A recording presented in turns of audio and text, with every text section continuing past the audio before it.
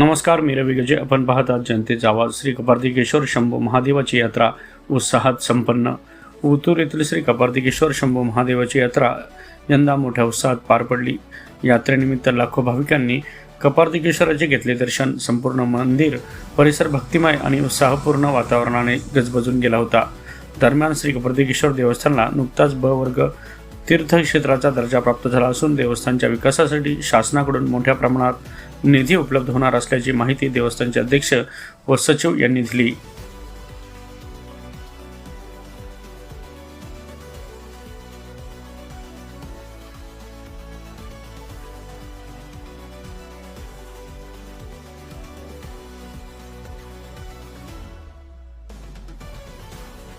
या ठिकाणी आजचं नियोजन यामध्ये आज शालेय दिंडी स्पर्धा आयोजित केलेली आहे.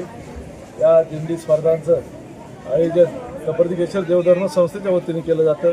सुरुवातीला या दिंड्या पांढरी मारुती मंदिरामध्ये त्यांचं देवस्थानच्या वतीने स्वागत केलं जातं. तिथून या दिंड्या पायी छोटे छोटे वारकरी मंदिराकडे येतात. त्यांना आल्या आल्या लगेच दर्शन दिलं जातं आणि लहान मुलांना त्यांची कुचंबना होऊ नये म्हणून या ठिकाणी लगेच दर्शन दिलं जातं.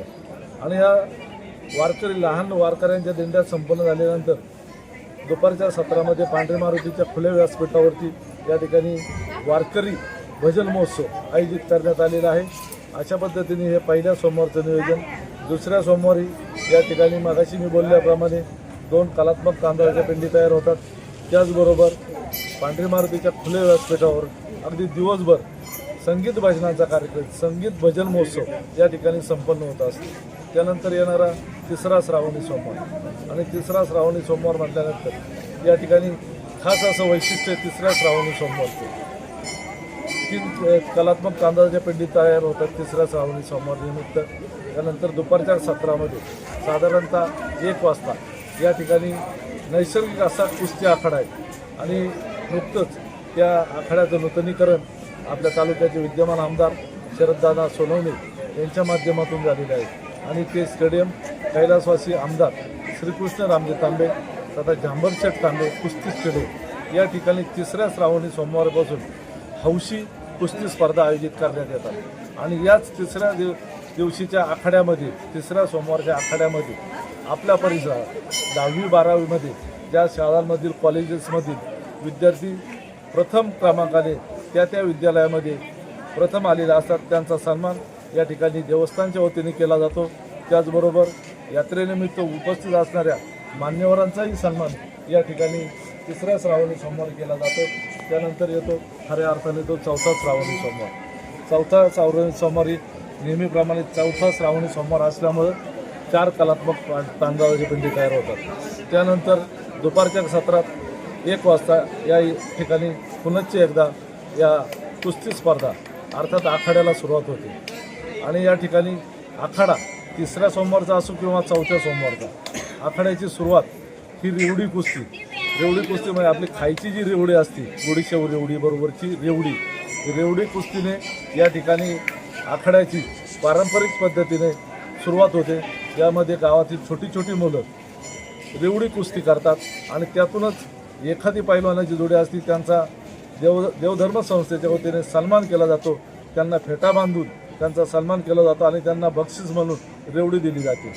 खऱ्या अर्थानं तिसऱ्या आणि चौथ्या श्रावणी सोमवारी मोठ्या इनामाच्या कुस्त्या असतात. साधारण 15 ते 20 हजार रुपयापर्यंत इनामाच्या कुस्त्या या ठिकाणी होत असतात. पण गेल्या वर्षीपासून देवस्थानने या इनामामध्ये वाढ करून मोठ्या इनामाच्या कुस्त्या या ठिकाणी आयोजित देवस्थान करत आहे. त्यामध्ये 1,51,000 रुपयाच्या 2 कुस्त्या, त्याचबरोबर 75,000 रुपयाच्या 2 कुस्त्या, 50,000च्या 2 कुस्त्या, त्याचबरोबर 25,000 रुपयाच्या 2 कुस्त्या अशा मोठ्या इनामाच्याही कुस्त्या गेल्या वर्षीपासून आपण या ठिकाणी देवस्थानच्या माध्यमातून सुरू केलेल्या आहेत. त्याचबरोबर चौथ्या श्रावणी सोमवारचं खास वैशिष्ट्य म्हणजे देवस्थानच्या वतीने या ठिकाणी ओतूर भूषण पुरस्कार दिला जातो. आणि ओतूर भूषण पुरस्कार अशाच व्यक्तीची निवड होती का ज्याचं स्वबळावरती कर्तृत्व आहे आणि स्वतःच्या हिमतीवर ज्यांनी आपलं नावलौकिक किंवा मोठं झालेलं आहे. त्याचबरोबर देवस्थान असेल, कपार्तिकेश्वर देवस्थान असेल, बाबाजी चैतन्य पालखी सोहळा असेल, त्याचबरोबर ग्रामविकास मंडळ ओतूर असेल, या तिन्ही संलग्न संस्था कपार्तिकेश्वर देवधर्म संस्थेला आहे. या संस्थेंना ज्या ज्या महान व्यक्तींनी थोर व्यक्तींनी योगदान दिलेले अशांचा या ठिकाणी ओतूर भूषण पुरस्काराने सन्मान केला जातो।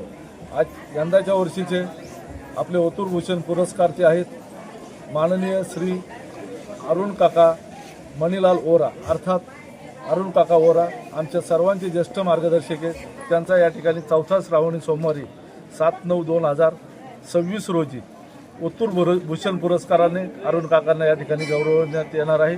हा झाला 4था श्रावणी सोमवार।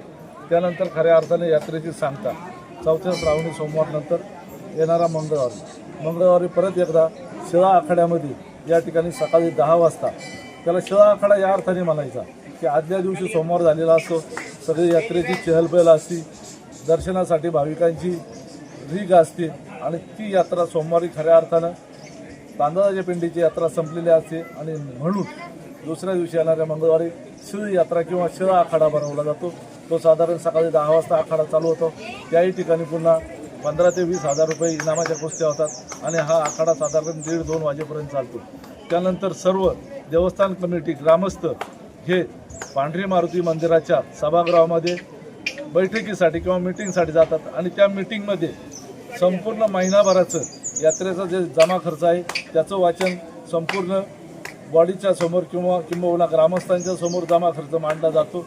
हे झालं यात्रेचं नियोजन आणि विशेष करून म्हणजे ह्या देवस्थानाला नुकताच ब वर्ग दर्जा तीर्थक्षेत्र दर्जा म्हणून दर्जा मिळालेला आहे आणि त्या माध्यमातून खऱ्या अर्थानं देवस्थानच्या परिसराचा या ठिकाणी विकास होत आहे आणि ह्याच धर्तीवरती आपल्याला साधारण आता 2.25 कोटी रुपये ब वर्ग दर्जातून मंजूर झालेले आहेत आणि ह्या 2.25 कोटी रुपयामधून नदीच्या पलीकडे मंदिराच्या बाजूला नदीच्या पलीकडे मोठ्या अशा भक्तभवनाचं काम चालू आहे, जेणेकरून तो भाविकांच्या सोयीसाठी हे भक्तभवन पुढच्या वर्षी बसून भाविकांसाठी खुलं करण्याचा आमचा मानस आहे। तोपर्यंत काम पूर्ण झाल्यानंतर भाविकांसाठी पुढच्या वर्षीपासून भक्तनिवासाची सुद्धा ओतूरमध्ये किंवा कपर्दिकेश्वर देवधर्म संस्थेच्या परिसरात होणार आहे। ही तुमच्या माध्यमातून भाविकांना एक माहिती या माध्यमातून देतो आणि खऱ्या अर्थानं आत्ता जिथं आपण उभं आहे, खऱ्या अर्थानं आत्ता आपण जिथे उभे आहेत माझ्या मागे जे तुम्हाला दीपमाळ दिसत असेल किंबहुना हे संपूर्ण दगडी बांधकाम दिसत असेल तर अनेक दानशूर व्यक्ती या ठिकाणी सदोदित देवस्थानाला मदत करत असतात आणि त्याच पद्धतीने आम्हा सर्वांचे ज्येष्ठ मार्गदर्शक मॅनेजमेंट गुरु माननीय रमेश शिवाजीराव डोंबरे पाटील यांच्या माध्यमातून खऱ्या अर्थानं या मंदिराचं जे नूतनीकरण झालेलं आहे त्याबद्दलही डोंबरे साहेबांचं या ठिकाणी देवस्थान कमिटी त्याचबरोबर अध्यक्ष अनिल शेठ तांबे यांच्या वतीने जाहीर असे आभार मानतो आणि थांबतो। हर हर महादेव।